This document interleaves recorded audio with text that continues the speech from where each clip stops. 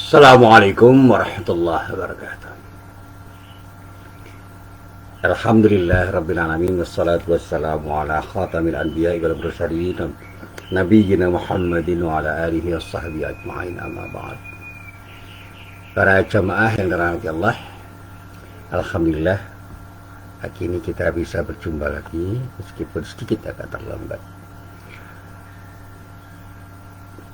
Para jamaah yang dirahmati Allah, kita selalu berharap sekali lagi setiap perjumpaan kita benar-benar menjadi perjumpaan yang mendapatkan ridho dari Allah Subhanahu wa Ta'ala, termasuk perjumpaan kita pada pagi hari ini. Amin. Para jamaah yang dirahmati Allah, ada satu ungkapan yang berasal dari sebuah hadis yang diriwayatkan oleh Imam Al-Baihaqi dari sahabat Anas bin Malik. Ringkasnya, Rasulullah itu pernah bersabda, kadal faqru ayyakuna kufran. Sekali lagi dikatakan, kadal faqru ayyakuna kufran. Nah, hadis ini adalah hadis yang seringkali dipakai oleh para mubali, para ustadz, para dai untuk menyatakan bahwa kefakiran itu menjadi pintu masuk kekufuran. Jadi orang yang fakir itu sangat berpeluang untuk menjadi orang kafir. Nah, para jamaah yang dirahmati Allah, berkaitan dengan hal ini ada satu kisah yang sangat menarik. Satu hari ada seorang yang bernama Abdullah bin Mubarak, seorang ahli hadis dari kalangan tabi'in yang melakukan perjalanan haji bersama kafilah dari negerinya. Nah, di sebuah pasar di Irak, karena lelah, terpaksa dia berpisah dari kafilahnya untuk berhenti dan beristirahat sejenak.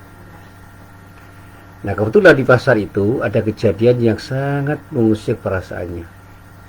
Nah, seorang perempuan yang sedang menggendong bayinya yang masih kecil dan terlihat memungut bangkai buruk. Nah, spontan Abdullah bin Mubarak itu mendekati si perempuan itu dan bertanya, "Wahai ibu, apa engkau butuh bangkai itu? Kalau engkau butuh, akan engkau apakan bangkai itu?" Ibu itu spontan menjawab, "Ya, aku membutuhkan bangkai itu. Aku akan memasaknya untuk kemudian kami santap." Sang perempuan itu menjawab dengan tegas. Nah, betapa terkejutnya Abdullah bin Mubarak itu. Kemudian dia bertanya, "Tidakkah engkau tahu bahwa bangkai itu haram untuk dimakan?" Perempuan itu mengatakan, "Ya, Anda benar. Bangkai itu memang haram untuk dimakan. Namun bagi manusia seperti saya yang tidak punya sesuatu pun untuk dimakan, maka yang haram pun jadi halal." Ini prinsip darurah ini. Bangkai itu haram, tapi bagi orang yang tidak punya sesuatu untuk dimakan kecuali bangkai itu, ya bangkai itu menjadi halal. Nah, jawaban si perempuan itu sungguh mengiris hati Abdullah. Abdullah bin Mubarak itu merasa tersentuh hatinya. Kok masih ada orang yang sampai tega makan bangkai, berarti di antara kita ada orang yang mampu untuk membantu perempuan itu. Sehingga dia meneteskan air mata dan merenung. Diceritakanlah semua bekal hajinya itu, dan dia serahkan kepada perempuan miskin itu. "Saya punya bekal haji, dan semua bekal haji ini akan aku serahkan untukmu." Tentu saja wanita itu heran, tetapi dengan keheranan tetap saja wanita itu menerima bekal haji Abdullah bin Mubarak itu. Lalu apa yang dilakukan oleh Abdullah bin Mubarak? Abdullah bin Mubarak kemudian bekerja beberapa hari di pasar tersebut untuk memperoleh bekal sekadarnya untuk melaksanakan ibadah haji dan kemudian untuk juga pulang ke kampungnya. Tetapi ternyata apa yang diperoleh itu tidak cukup untuk berangkat haji, sehingga dia membatalkan untuk menunaikan ibadah hajinya. Dia batalkan karena dia tidak mampu untuk melaksanakannya karena bekalnya tidak cukup. Nah, para jamaah yang dirahmati Allah, kasus Abdullah bin Mubarak itu barangkali tidak berbeda dengan yang kita lihat di zaman sekarang ini. Banyak orang kaya di kalangan muslim bisa menunaikan haji dan umroh, bahkan setiap tahun bisa menunaikan ibadah umrah. Kalau ibadah haji sekarang nggak mungkin. Sementara di sekeliling mereka masih banyak orang miskin dan orang yang kelaparan. Untuk bertahan hidup saja ada di antara mereka yang mengemis, mengais sisa makanan atau bahkan berbuat sesuatu yang dikatakan kriminal. Ada perbuatan-perbuatan yang tidak seharusnya mereka lakukan. Kejahatan-kejahatan pun mereka lakukan karena apa? Mereka kelaparan. Saya setiap hari sekarang melihat bagaimana orang mengais sisa makanan, mengemis. Karena di masa pandemi ini banyak sekali orang yang menderita kelaparan karena memang tidak punya uang untuk makan.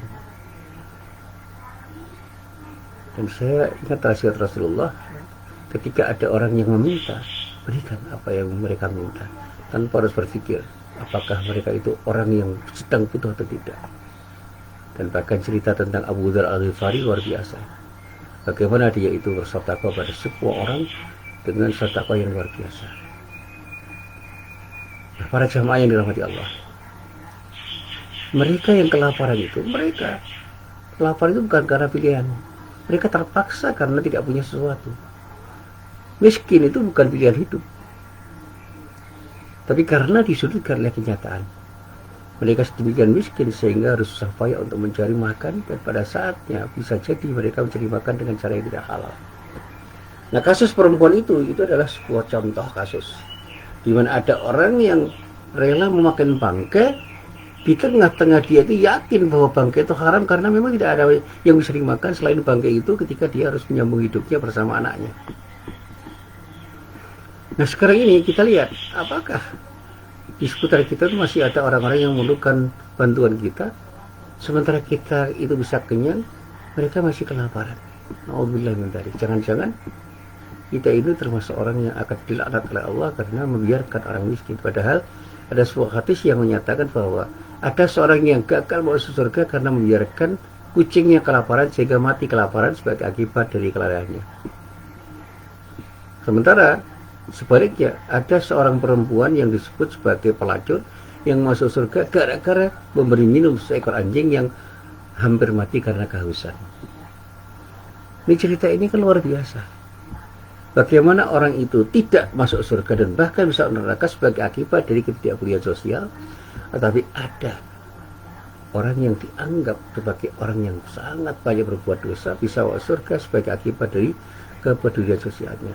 Hanya karena memberi minum seekor anjing yang kehausan, seorang perempuan itu bisa masuk surga. Artinya bukan karena dia menjadi pelacur, bukan, karena keikhlasannya untuk memberikan sesuatu yang paling penting di antara yang penting ketika harus memberikan air minum kepada seekor anjing yang kehausan.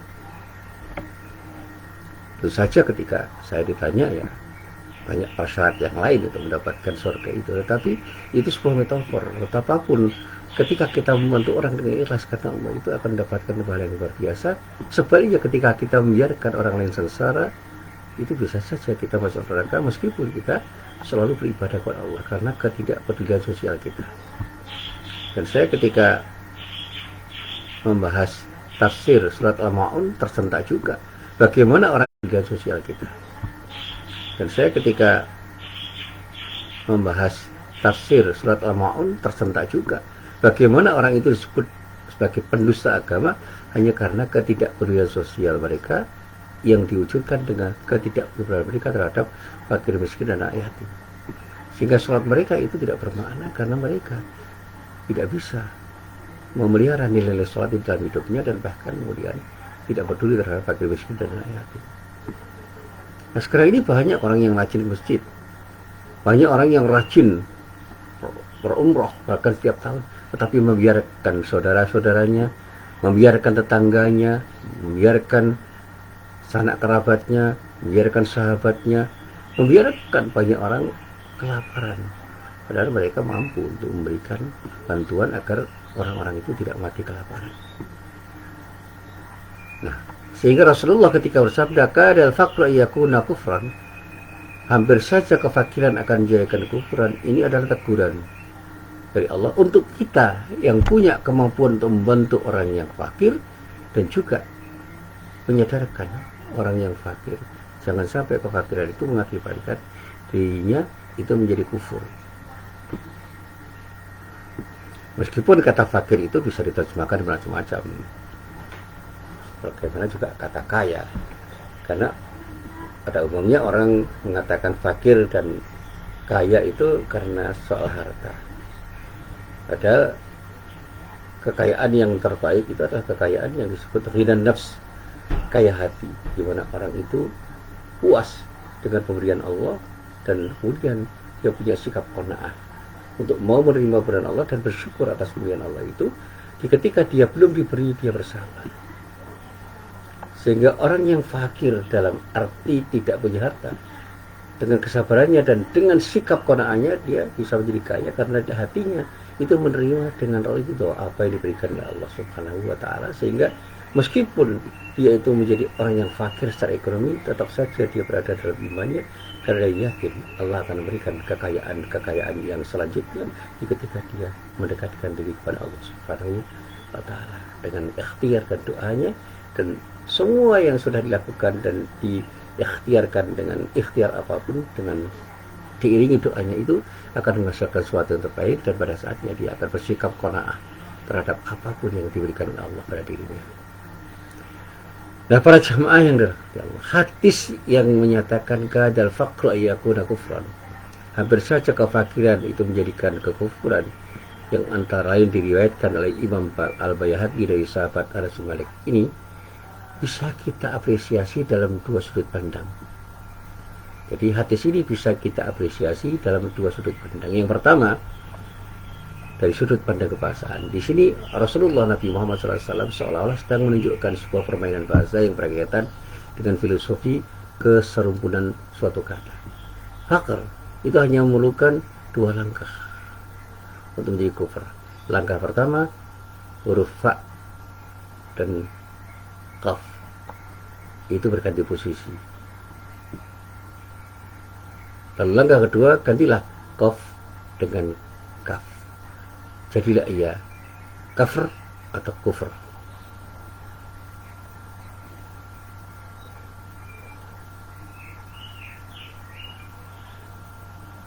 Ini permainan bahasa, dekat sekali secara kebahasaan. Yang kedua, makna.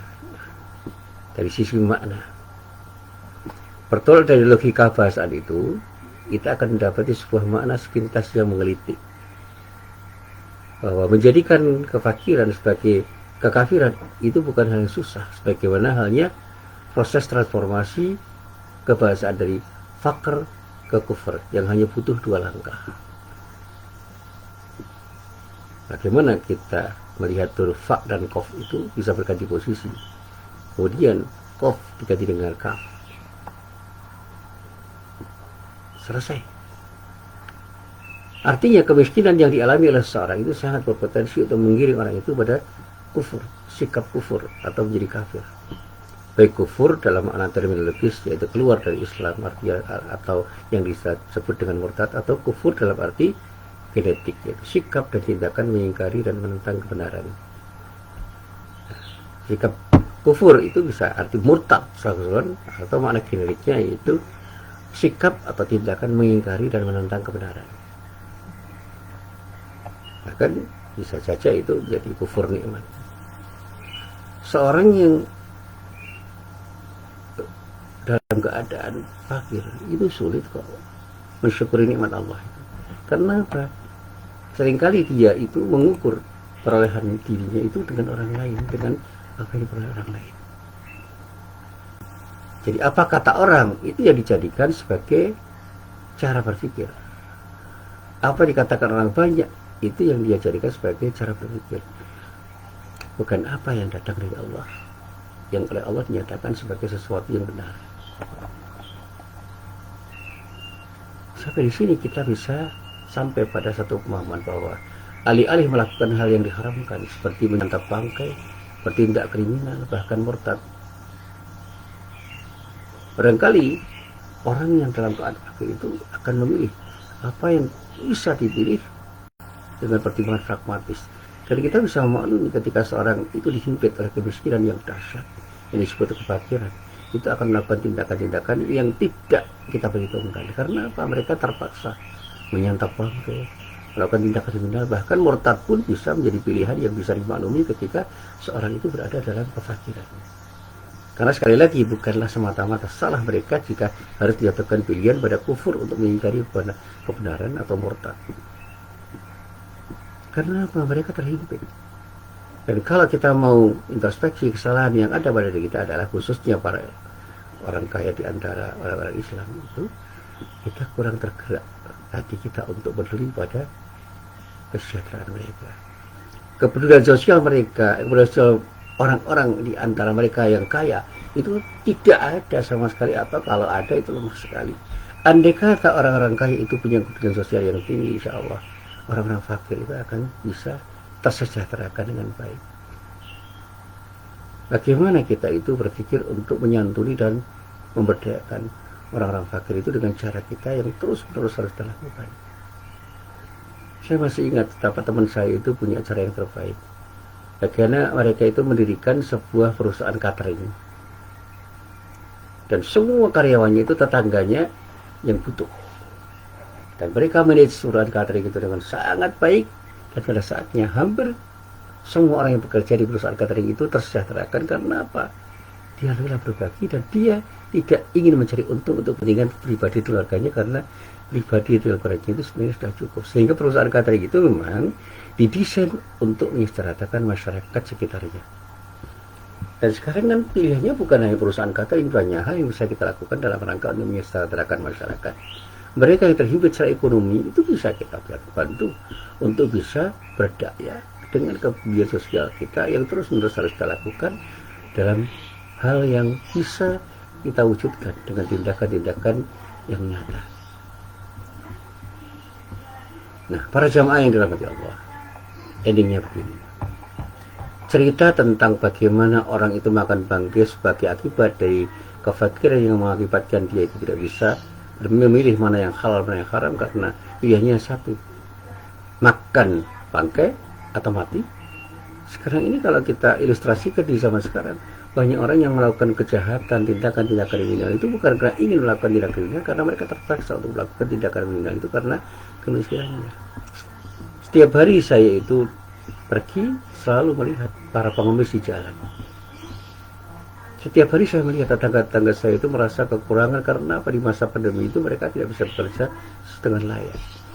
Sementara peraturan pemerintahan dari pemerintah misalnya itu membelenggu mereka untuk bisa segera luasa bekerja. Mereka kesulitan untuk mendapatkan maishahnya, mendapatkan sesuatu yang sementara ini mereka butuhkan untuk menyambung hidupnya. Sementara itu banyak orang yang tidak peduli terhadap mereka. Saya masih ingat ketika saya bersama teman-teman itu membagi beras 5 kiloan, banyak sekali yang datang. Ketika kami bersama teman-teman itu membagi telur 1 kiloan, banyak sekali yang datang. Ketika ada pembagian sembako di masjid, banyak sekali yang datang. Ternyata mereka sangat butuh, dan sekarang ini mereka terus akan butuh. Dan masa pandemi ini kan tidak jelas sampai kapan akan terjadi. Bahkan ada ramalan gelombang kedua, gelombang ketiga yang itu sangat mencemaskan mereka. Dan pada saatnya peraturan-peraturan itu sangat membelenggu mereka. Apalagi sekarang ada aturan-aturan yang macam-macam itu. Ada kewajiban PCR bagi orang yang mau bepergian. Mereka itu seringkali bekerja dengan cara bepergian, baik dengan angkutan umum maupun dengan angkutan pribadi. Kalau nanti naik bis, naik kereta itu juga diwajibkan PCR. Kita bisa membayangkan mereka akan kesulitan untuk naik bis dan naik kereta. Padahal mereka yang bekerja itu banyak yang harus bekerja di luar kota dengan naik kereta atau naik bis. Apalagi nanti kalau diperlakukan untuk kendaraan pribadi, bagaimana mobilitas manusia itu akan bisa terkendala karena aturan-aturan itu. Karena membeli PCR pun sekarang katanya harganya bisa 300 bahkan bisa 275, itu pun masih mahal bagi orang miskin. Bagi orang kaya yang biasa naik pesawat terbang harga 500 1 juta itu masih bisa terbeli. Meskipun mereka juga protes karena merasa berat bagaimana mereka harus membeli tiket pesawat dengan menambah uang yang harus mereka bayarkan itu dengan membayar tes PCR yang memang cukup mahal. Nah sekarang peraturannya seperti itu, dan argumen-argumen yang dibangun oleh pemerintah itu memang ya seperti itu. Tidak semua orang bisa memahami, tetapi saya tidak mengatakan argumen itu pasti salah, tidak. Tapi argumen-argumen itu kan bisa jadi tidak dipahami oleh banyak orang. Bagaimana pembatasan sosial itu dilakukan dengan cara mewajibkan tes PCR. Itu juga susah untuk bisa dipahami semua orang. Saya tidak akan mengatakan itu salah, tetapi bisa jadi itu akan sulit dipahami oleh banyak orang. Dengan kewajiban-kewajiban yang macam-macam itu menyulitkan, dan sekarang ini di masyarakat banyak yang sudah cuek, tidak peduli dengan protokol kesehatan. Masker sudah banyak dicopot, jarak sudah tidak dipedulikan, apalagi kalau kita melihat di pasar, di mall, di jalan, di masjid saja sekarang jamaah masjid itu sudah rapat softnya. Dan itu kata orang itu akan berbahaya. Saya juga tidak tahu apakah berbahaya atau tidak, karena saya tidak tahu ilmunya. Tetapi protokol kesehatan yang dibuat itu kan dalam rangka untuk mengantisipasi jangan sampai ada penularan. Tapi sekarang sudah tidak dihiraukan. Karena apa? Mereka sudah dalam keadaan terpaksa untuk melakukan sesuatu yang memang tidak mungkin mereka tinggalkan begitu saja. Kembali pada apa yang saya sampaikan ini, kadal fakru ayakuna itu harus kita perhatikan. Jangan sampai kemiskinan itu terjadi, dan bahkan pemerintah serta kita semua bertanggung jawab untuk bisa membuat mereka tidak miskin, sehingga mereka tidak terjebak pada kekafiran sebagai akibat dari kemiskinan yang mereka alami. Al-fakru itu kan ketidakberdayaan, utamanya di dalam persoalan ekonomi.